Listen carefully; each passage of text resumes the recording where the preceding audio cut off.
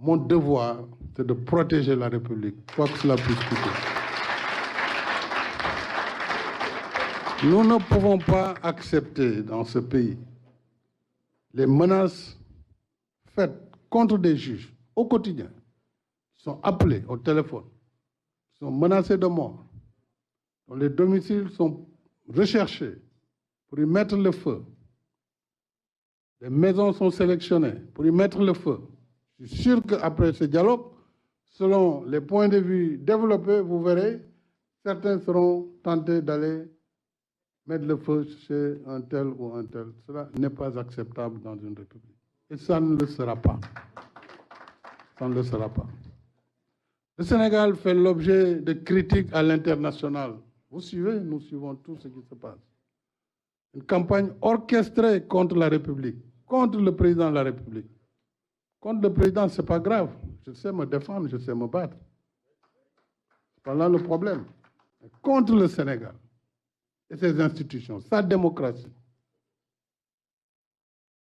Alors, si nous voulons avancer, avançons aussi dans la vérité et dans le cadre du respect de la loi. Au moment où nous parlions cet après-midi, un individu a été appréhendé, il a tiré sur un jeune manifestant. C'est un civil, ce n'est pas un policier, ce n'est pas un gendarme.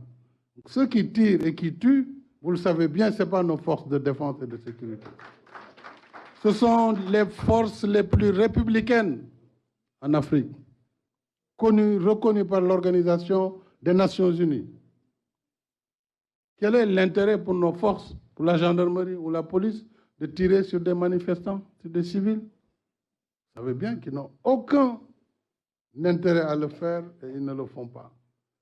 Et les enquêtes vont révéler ceux qui sont arrêtés avec des armes, qui présentent les mêmes calibres et qui tirent. Pour après qu'on dise, oui, il y a tant de morts, oui, le Sénégal, c'est le chaos, etc., etc., pour penser qu'on peut, sur cette base, amener l'État à démissionner devant sa responsabilité régalienne d'assurer la sécurité des citoyens et de leurs biens. Kon dialogue ak démocratie ak jàmm mu ngi tàmbali si ñu faire respecter la loi. Parce que loi bi buñ ko respecté wul, ça veut dire ñu ngi jëm foo xam ne musiba la. Parce que bu fekkee buñ la defee nga fayu, loolu fi mu ñu yóbbu musiba la. War ñaan yàlla Sénégal yegg si foofu. C'est pourquoi d'ailleurs maa ngi ñaan képp ki nga xam ne da ngay réagir, il faut faire confiance à l'état de droit, à la justice et aux forces de défense, qui sont chargées, bien sûr, de protéger les citoyens. Bu ñu duggee si fayeeku wante fi muy jëm baaxul. maa ngi ñaan aussi ñi taal këru jàmbur yi nañu bàyyi, parce que loolu kenn mënu si mucc. Pas croire que vous pouvez détruire les biens d'autrui et vous êtes tranquille comme ça. C'est une illusion. Donc il faut que vraiment waxtaan bi ñu teg ko ci yoon.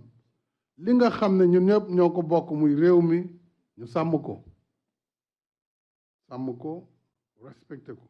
Li ñu mën a baalante suñu biir parce que ay doomu aadama lañ loolu amul jafe-jafe ku ne xam na ne man bu dul woon xëy na du ma jëlale wala du ma jégale peut-être dina doon gën a metti fii dina doon gën a metti tous les jours amul luñ dul wax président de la République moom it dafa am ay àq il a des droits c'est un citoyen ku ñu tëj rek dafa am loo def da nga jàdd yoon. Donc dialogue bi maa ngi gërëm ñi nga xam ne gëm nañu les vertus du dialogue te duñu leen décevoir. Parce que man au-delà de dialogue, au-delà de ay mandat, danaa leen poser leen mandat, poser leen débat bi waaye li nga xam ne mënuma koo bàyyi mooy kuy jéem a faafaaga réew mi wala di ko jéem a yàq wala jàpp ne mën nañ fi installer kaw loolu moom lu mu jar dinañ ko ci def. mandat boo leen bëggee da ngeen koy ñaan ma ne leen jël leen soo leen bëggee waaye ci njëkk nag ci njëkk de waaye par force doo nekk candidat ñu teg ko ci lan ci seen bëgg-bëgg mais au nom de quoi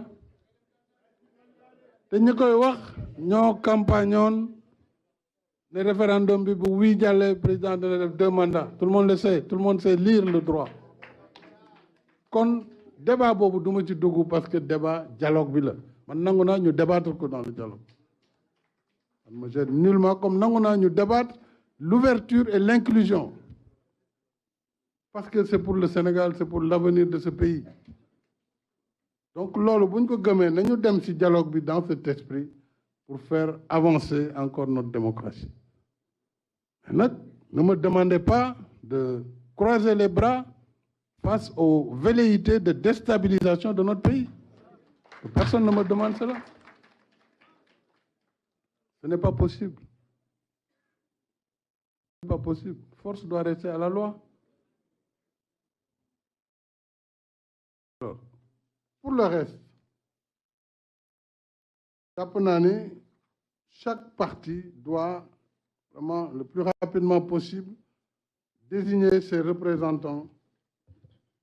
Peut-être qu'après la synthèse des termes de référence qui ont été donnés, et chacun pourra aussi proposer.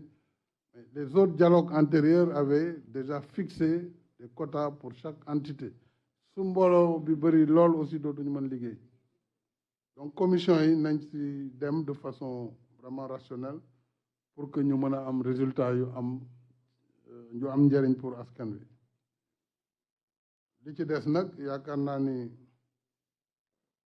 sant leen rek ak gërëm leen moo ma war sant waa réew mi sant kilifa diine yi ak kilifa aada yi sant kilifa parti politique yi ci boor bu ñu mënti nekkee mais centre également le secteur privé ak centrale syndicale organisation féminine képp ku fi toog ci anam boo fi mënti toogee ñu sant la gërëm la ndax lii dafa am solo te it mooy lii def l'exception sénégalaise day wone ni am nañu nos propres ressorts pour gérer nos crises te loolu mooy sagu Sénégal loolu nag kenn waru ko yàq ci dialogue bi kon vraiment maa ngi gërëm leader politique yi nga xam ne bu ñu amuloon courage que le courage politique aussi c'est de ne pas suivre tout le temps la clameur, c'est de pouvoir faire ce qu'on estime être utile pour son pays, quel que soit par ailleurs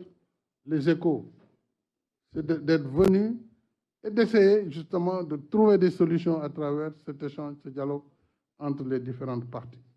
Kon synthèse bi loolu la maa ngi sant ñëpp di gërëm ñëpp di wax ne dès que nous aurons l'ensemble des termes de référence et la constitution des commissions, avec vous aussi nous allons travailler sur la présidence en particulier de la commission politique moom mooy bi gën a xumb politiciens yi moom ils sont toujours plus compliqués mais bu ñu amee ñi ko war a jiite le secrétariat moom c'est le ministère de l'Intérieur comme ni ñu ko daan defee alors je pense que nous pourrons avancer très vite parce que pour les autres secteurs daanaka réflexion bi pare woon na presque donc c'est la commission politique qui va pouvoir